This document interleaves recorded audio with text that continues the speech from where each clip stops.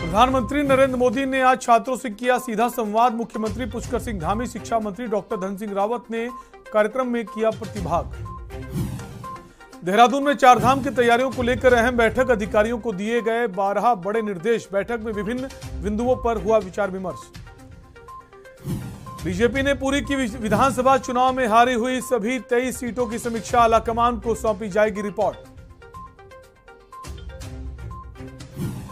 प्रदेश के पर्यावरण मित्रों को मुख्यमंत्री ने दिया तोहफा, मानदेय बढ़ाकर किया 500 रुपए प्रतिदिन। 6000 से अधिक पर्यावरण मित्रों को मिलेगा लाभ। केदारनाथ के लिए 4 अप्रैल से शुरू होगी हेली सेवा की बुकिंग। प्रशासन ने जारी की रेट लिस्ट, इस बार भी नहीं बढ़ेगा किराया। उत्तराखंड में कोरोना की रफ्तार हुई बेहद धीमी। प्रदेश में तीसरी लहर के बाद एक दिन में सबसे कम संक्रमण के मामले आए सामने। आप देख रहे हैं के न्यूज, खबरों का सारथी।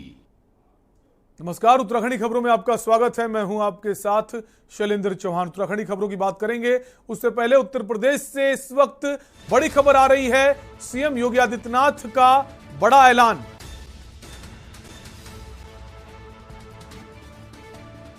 सीएम योगी आदित्यनाथ का बड़ा ऐलान हुआ। अब मठ मंदिरों को नहीं देना होगा टैक्स। तो मठ मंदिरों को अब टैक्स नहीं देना होगा।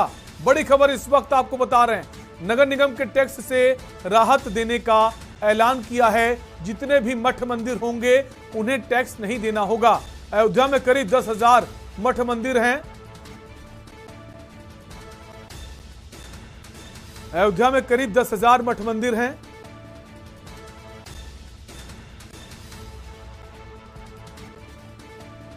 धर्मशालाओं को भी टैक्स नहीं देना होगा।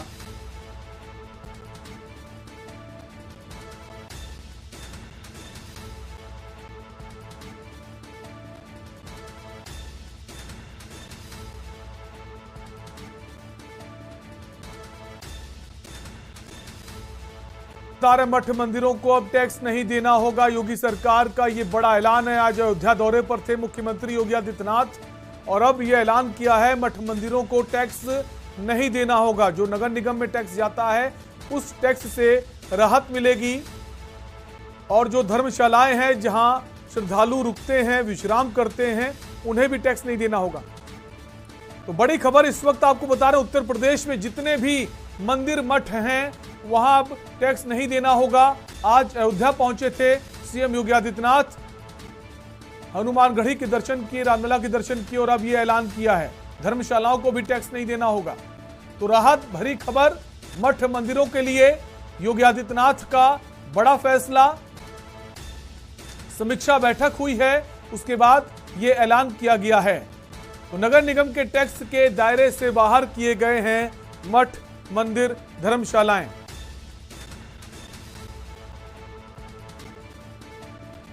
योगी सरकार का बड़ा ऐलान आपको बता रहे हैं। उत्तर प्रदेश में मठ मंदिरों को टैक्स नहीं देना होगा। नगर निगम के टैक्स के दायरे में ये मठ मंदिर अब नहीं आएंगे। साथ ही साथ जो मंदिर के आसपास धर्मशालाएं हैं उन धर्मशालाओं में भी टैक्स नहीं देना होगा।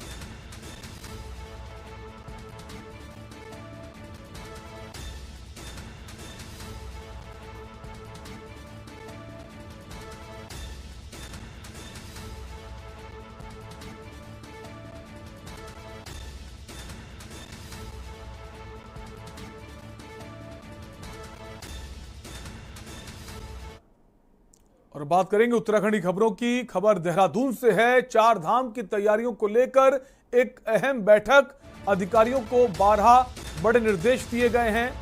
4 धाम की तैयारियों को लेकर मुख्यमंत्री की बैठक।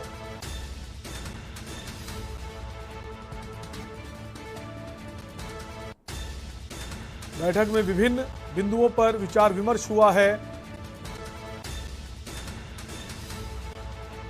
व्यावसायिक वाहनों को परिवहन विभाग द्वारा ग्रीन कार्ड जारी। बैठक में विभिन्न बिंदुओं पर विचार विमर्श हुआ है।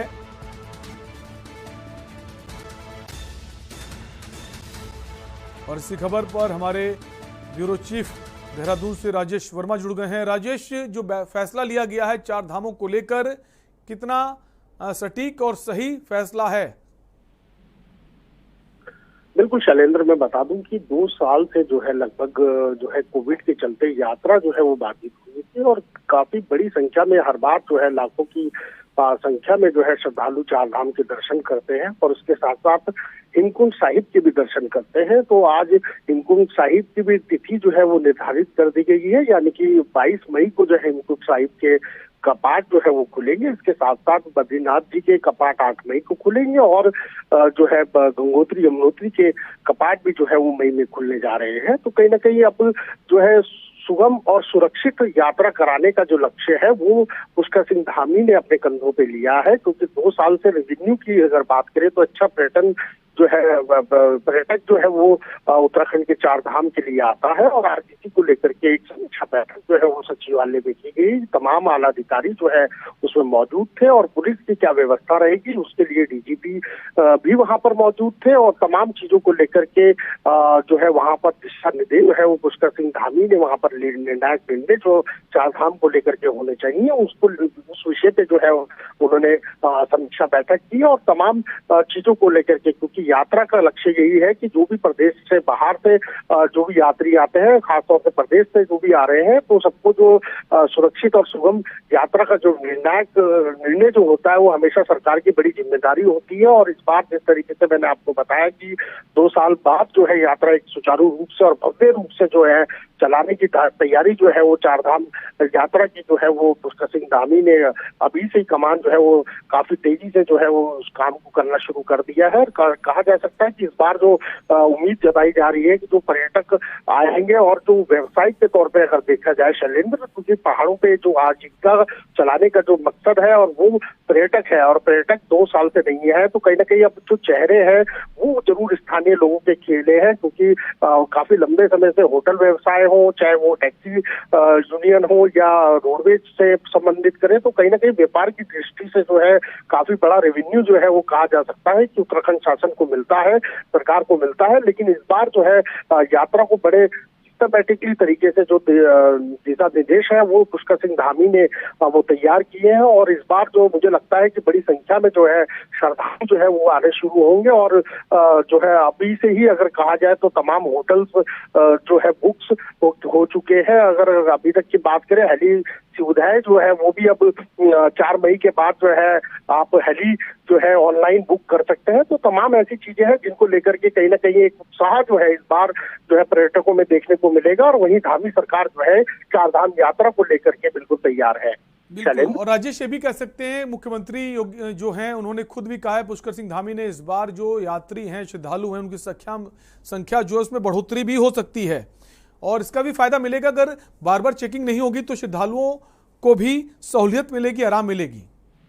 बिल्कुल शैलेंद्र, देखिए जो अगर हम बात करते हैं अगर कोई बाहर से भी श्रद्धालु आता है तो मेन द्वार जो है हरिद्वार होता है और हरिद्वार के बाद चारधाम यात्रा का जो प्रारंभ है वो वहां से हो जाता है और इसीलिए पर्यटकों को ज्यादा असुविधा ना हो, इसी के चलते जो बाहर से गाड़ियां भी आती हैं, कोई भी टैक्सी या प्राइवेट भी कोई अपनी गाड़ी लेके आता है तो उसको एक बारी जो है वहीं बॉर्डर सीमा पर जो है हरिद्वार की बॉर्डर सीमा पे कहा जा सकता है कि उसको वहां पर जो है जो कागज है वो वहां पर दिखाने होंगे, क्योंकि बार बार पुलिस को कड़े निर्देश दिए गए हैं। क्योंकि हर बार देखा जाता था कि यात्री जो दूर दूर से आते हैं वो परेशान हो जाते हैं क्योंकि लंबी यात्रा होती है और काल था उस वक्त ज्यादा परेशानियां होती थी क्योंकि सर्टिफिकेट होता था वैक्सीन का या फिर हम कहें जो टेस्टिंग के जो सर्टिफिकेट होते थे, उस वजह से उससे अब राहत मिलने वाली। बहुत बहुत शुक्रिया राजेश तमाम जानकारी के लिए। तो बड़ी खबर आपको बता रहे हैं, चारधाम की तैयारियों को लेकर एक अहम बैठक की गई है।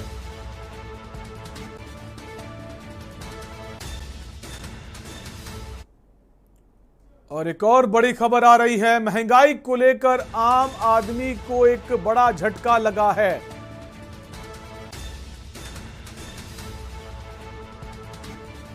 घरेलू सिलेंडर 5 रुपए 85 पैसे महंगा हो गया है।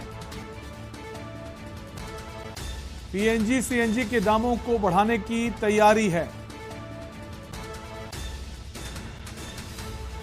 घरेलू सिलेंडर जो है 5 रुपए 85 पैसे महंगा किया गया है। इसके अलावा सीएनजी को बढ़ाने की भी तैयारी चल रही है।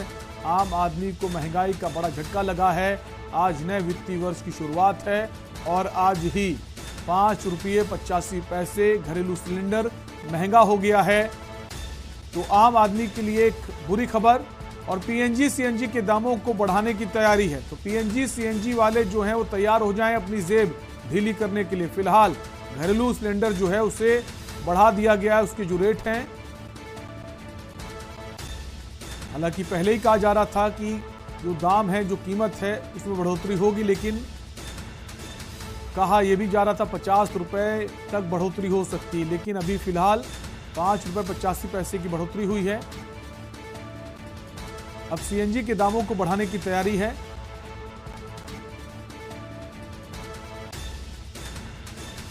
घरेलू गैस है,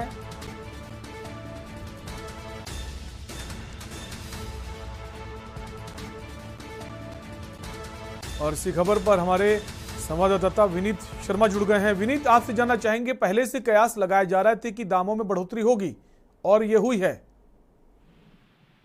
शैलेंद्र, देखिए, लगातार सरकार जो है आम आदमी पर महंगाई का बोझ डाल रही है। अभी सुबह की ही जानकारी थी कि एलपीजी गैस में 19 किलो का जो एलपीजी कमर्शियल सिलेंडर होता था उसके 250 रुपए उसमें बढ़ाए गए थे सीधे सीधे। अब ये पीएनजी जो पाइप से गैस की सप्लाई घरों में होती है, सीधे सीधे ₹5.85 का इजाफा इसमें किया गया है। अब आप समझ सकते हैं एक मध्यम वर्गीय परिवार पे कितना बोझ पड़ रहा है।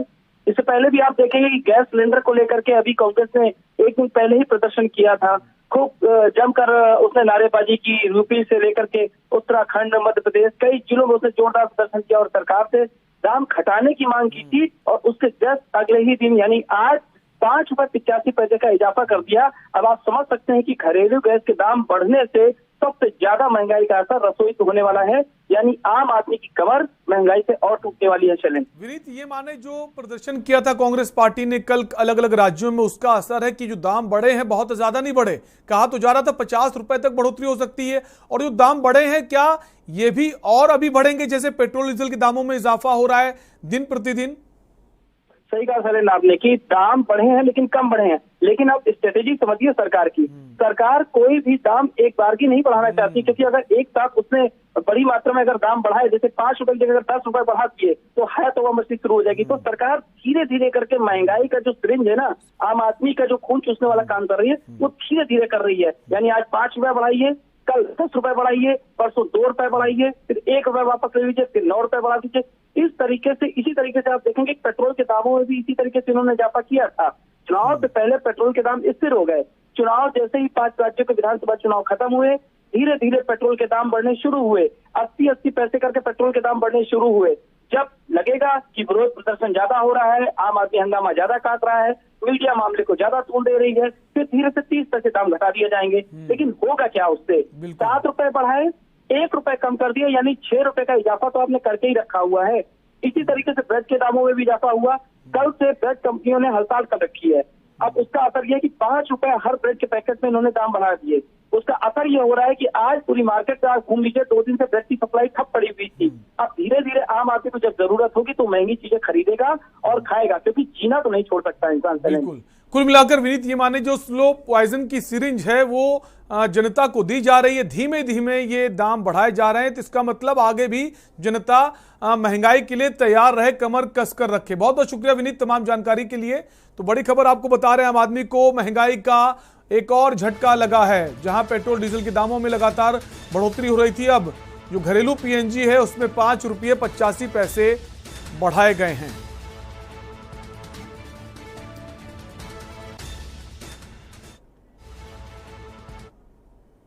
और अगली खबर देहरादून से है। प्रदेश के पर्यावरण मित्रों को मुख्यमंत्री ने तोहफा दिया है। मानदेय बढ़ाकर ₹500 प्रतिदिन कर दिया है। मानदेय बढ़ाकर ₹500 प्रतिदिन किया गया है। विभिन्न श्रेणियों के सफाई कर्मियों के मानदेय में एक रूपता, 6000 से अधिक पर्यावरण मित्रों को इसका लाभ मिलेगा। देहरादून से खबर आपको बता रहे हैं, प्रदेश के पर्यावरण मित्रों को मुख्यमंत्री ने तोहफा दिया है, उनके मानदेय में बढ़ोतरी की है।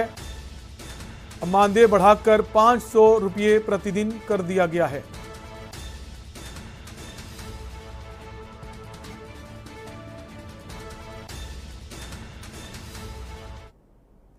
रुकेंगे ब्रेक के लिए, आप बने रहिए हमारे साथ। आप देख रहे हैं के न्यूज, खबरों का सारथी। जुबान के लिए उड़ चला गैरों की ज़मीं पर, खुशबू अपने पन की ढूंढता। दूर कितना भी जा, इस जुबान से दूर ना जा पाओगे। विमल, बोलो जुबान केसरी। सोचिए मत, मेरी और पूरे हिंदुस्तान की तरह आप भी समर कूलर और होम अप्लायंसेस लीजिए और बेफिक्र हो जाएगी। आप देख रहे हैं के न्यूज, खबरों का साथ। ब्रेक के बाद आपका स्वागत है। प्रधानमंत्री नरेंद्र मोदी ने आज छात्रों से सीधा संवाद किया। परीक्षा पर चर्चा कार्यक्रम में प्रधानमंत्री ने बच्चों के सवालों का सीधा जवाब दिया। मुख्यमंत्री पुष्कर सिंह धामी, शिक्षा मंत्री डॉक्टर धन सिंह रावत ने भी इस कार्यक्रम में प्रतिभाग किया। जवाहर नवोदय विद्यालय नानू खेड़ा देहरादून में कार्यक्रम का आयोजन किया गया था। कार्यक्रम में बड़ी संख्या में स्कूली बच्चे भी उपस्थित थे। आपको बता दें, प्रधानमंत्री नरेंद्र मोदी की परीक्षा पर चर्चा कार्यक्रम में उत्तराखंड के 56,000 से अधिक बच्चों ने प्रतिभाग किया। वहीं कार्यक्रम के बाद मुख्यमंत्री पुष्कर सिंह धामी ने कहा कि प्रधानमंत्री नरेंद्र मोदी जिन संघर्षों से गुजरकर यहां तक पहुंचे हैं, उसी का अनुभव आज उन्होंने बच्चों के साथ साझा किया।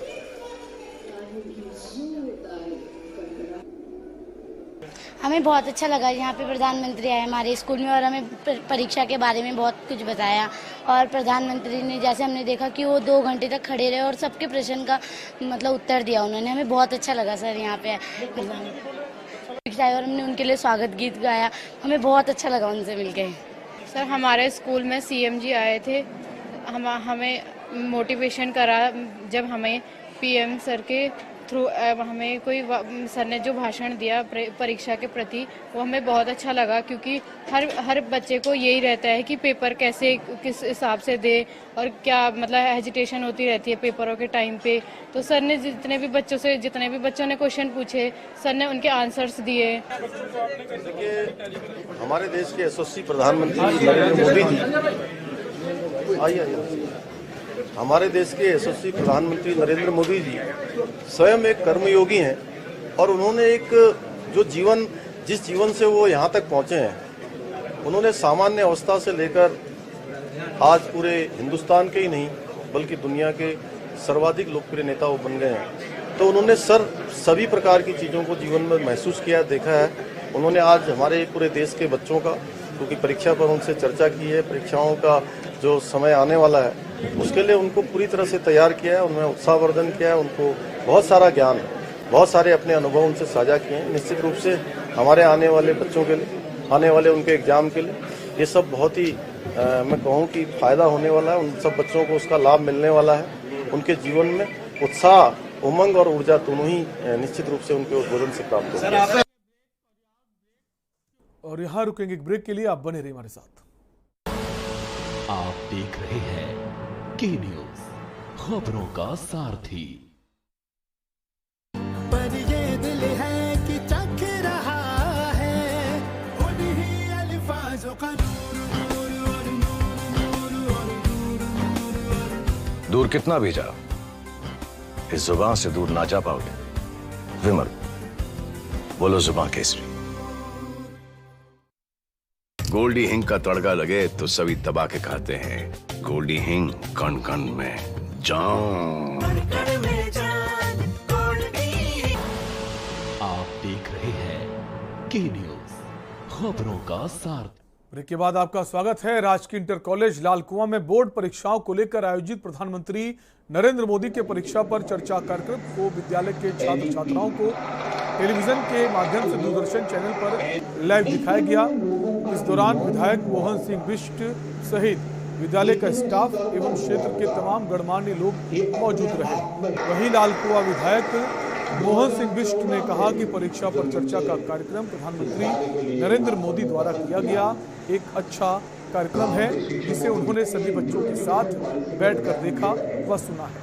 ये नेशनल एजुकेशन पॉलिसी है, NEP। आज चूँकि हमारे पूरे देश में शिक्षा के नए सत्र की शुरुआत हो गई है और 1 अप्रैल आज है, तो 1 अप्रैल से हमारे वहाँ नया सत्र शुरू होता है।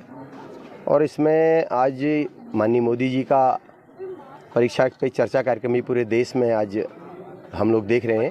वही कार्यक्रम यहाँ पर आयोजित किया गया था, पर मैंने भी इस कार्यक्रम को सुना। बहुत महत्वपूर्ण जानकारियाँ माननीय प्रधानमंत्री द्वारा दी गई और सभी बच्चों को भी मैं समझता हूँ इससे काफ़ी लाभ होगा।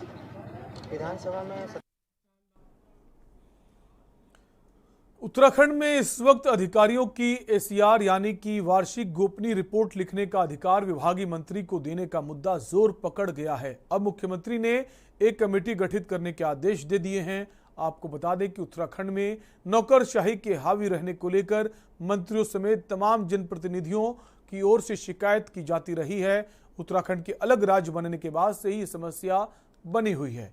ये अधिकार मिलने के बाद कहीं ना कहीं अफसरशाही पर लगाम लगाई जा सकती है।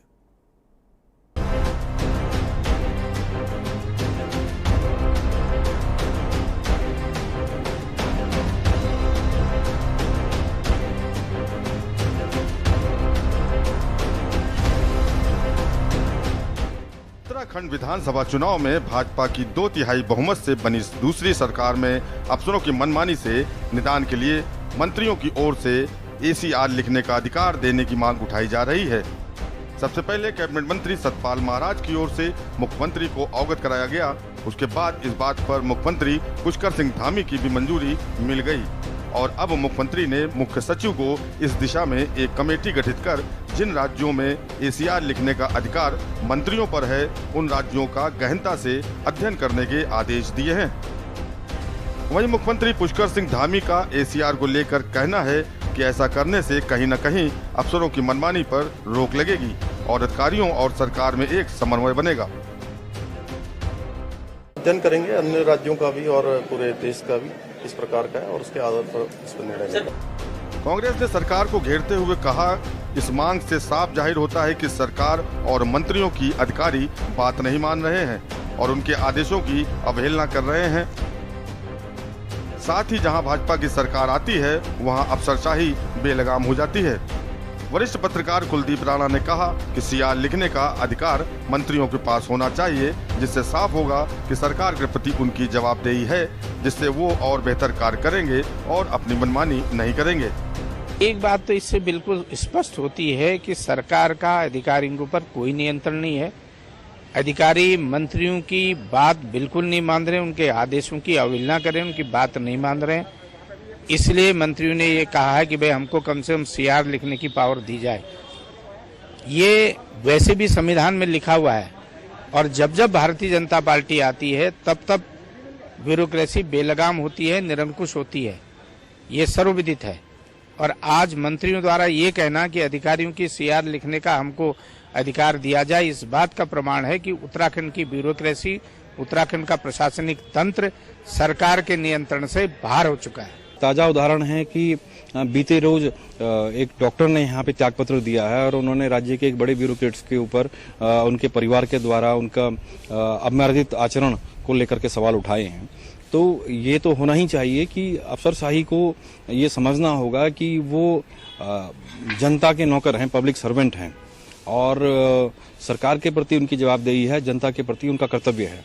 और उत्तराखंड में अक्सर ऐसा रहा है कि यहाँ जो नेतृत्व रहा, जो राज्य सरकारें रहीं, वो उनमें इतनी प्रशासनिक क्षमता शायद नहीं थी या उनका प्रशासनिक क्षमताएं नहीं दिखाई दी कि वो ब्यूरोक्रेसी पर लगाम लगा सके।